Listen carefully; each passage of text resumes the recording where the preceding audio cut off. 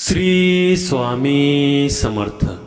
जय जय स्वामी समर्थ।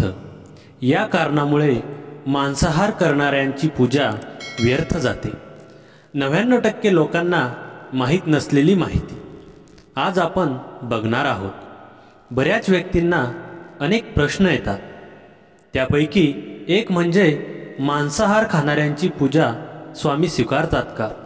सध्याच्या काळात जवळपास 60% लोक मांसाहार करतात। अशा वेळेस असे प्रश्न येणे साहजिकच आहे, पण याबद्दल सविस्तर माहितीही बऱ्याच ग्रंथांमध्ये दिली आहे।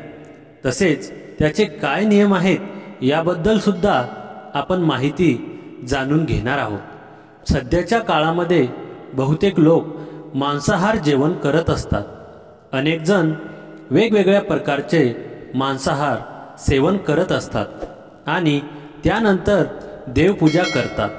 कधीकधी आपल्या मनामध्ये प्रश्न निर्माण होतो, मांसाहारी लोक देवपूजा करतात, परंतु त्यांनी केलेल्या देवपूजा परमेश्वर स्वीकारतो का? आजच्या स्वामी संदेशामध्ये आपण याविषयी महत्त्वाची माहिती जाणून घेणार आहोत। त्यासाठी आजचा हा स्वामी संदेश पूर्ण बघा आणि चॅनलवर नवीन असाल तर चॅनलला लगेच सबस्क्राईब करा आणि कमेंटमध्ये श्री स्वामी समर्थ नक्की लिहा, भाग्यवान ठरसाल। तसेच इतर अनेक हिंदू धर्मशास्त्रांमध्ये व पुराणामध्ये तसेच भगवद्गीतेमध्ये याबद्दल सांगण्यात आलेले आहे।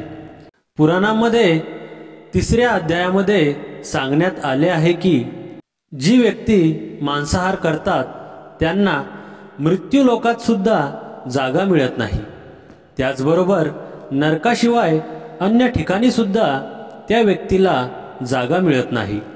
स्कंद पुराणामध्ये सुद्धा एक कथा प्रचलित करण्यात आलेली आहे की जेव्हा देवी देवता काशी क्षेत्री निवास करत असते तेव्हा सगळीकडे जे काही प्राणी आहे ते गवत खात असे। त्याचबरोबर असे सुद्धा सांगण्यात आले आहे की अतिभुकेमुळे सुद्धा कधीच कुठल्या प्राण्यांची हत्या करू नये, हे चुकीचे मानले गेलेले आहे। यामुळे व्यक्तीची देवपूजा व त्यांनी परमेश्वराकडे केलेली प्रार्थना कधीच परमेश्वराकडे पोहोचत नाही। त्याचबरोबर वराह पुराणामध्ये सुद्धा याबद्दल सांगण्यात आलेले आहे। वराह पुराणामध्ये माता महालक्ष्मी श्रीहरी विष्णू यांना एक प्रश्न केलेला आहे। अशा वेळी माता महालक्ष्मी सांगतात की जे फक्त माझी पूजा अर्चना करतात परंतु मांसाहार करतात अशा व्यक्तींची मी पूजा अर्चना स्वीकार करत नाही। त्याचबरोबर श्रीहरी विष्णू सुद्धा अशा भक्तांच्या इच्छा पूर्ण करत नाही। भगवद्गीतेमध्ये सुद्धा श्रीकृष्ण यांनी सांगितले आहे की मानवाने काय खावे व काय खाऊ नये। भगवद्गीतेमध्ये श्रीकृष्ण यांनी सांगितले आहे की मांसाहारी पदार्थही तामसी पदार्थ आहे। यामुळे माणसाची बुद्धी भ्रष्ट होते व तो विचित्रपणे वागू लागतो व नेहमी वाईट कृत्य करण्यासाठी पुढे येतो।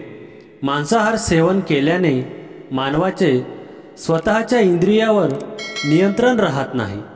म्हणून श्रीकृष्ण असे म्हणतात, जे फक्त मांसाहार करतात आणि माझी पूजा अर्चना करतात अशा व्यक्तींची मी पूजा स्वीकारत नाही। त्याचबरोबर भगवान श्रीकृष्ण यांनी भगवद्गीतेमध्ये मानवाने काय खावे आणि काय खाऊ नये याचे 3 स्तरामध्ये वर्णन केलेले आहे। सात्विक आहार, राजशाही आहार आणि तामसी आहार।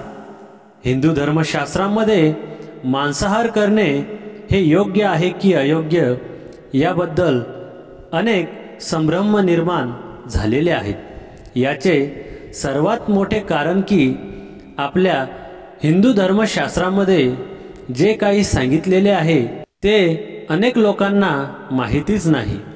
वेदांमध्ये सुद्धा सांगण्यात आले आहे की मांसाहार करणे ही पशुहत्या करण्यापेक्षा वाईट मानले गेलेले आहे आणि हे अत्यंत चुकीचे आहे। ज्या व्यक्ती नेहमी मांसाहार करत असतात त्यांना चुकीचे मानण्यात आले आहे व अशा व्यक्तींवर देव प्रसन्न सुद्धा लवकर होत नाही। वेदांमध्ये असे सांगण्यात आले आहे की जी व्यक्ती इतर प्राण्यांची हत्या करते व ते प्राणी हत्या केलेले मांस खाऊन आपल्या शरीराचा भाग बनवतो त्याला कोणत्याही ठिकाणी गती मोक्ष प्राप्त होत नाही। यजुर्वेदामध्ये असे सांगण्यात आलेले आहे की मानवाने डाळ, तांदूळ व इतर खाद्यपदार्थ आहेत त्यांचे सेवन करायला हवे आणि जे काही नरभक्षक आहे त्यांचा वापर माणसाने करायला नाही पाहिजे। तर मित्रांनो, आजचा हा स्वामी संदेश आवडला असेल तर व्हिडिओला लाईक करा आणि चॅनलवर नवीन असाल तर चॅनलला लगेच सबस्क्राईब करा आणि कमेंटमध्ये श्री स्वामी समर्थ नक्की लिहा, भाग्यवान ठरसाल। श्री स्वामी समर्थ। जय जय स्वामी समर्थ।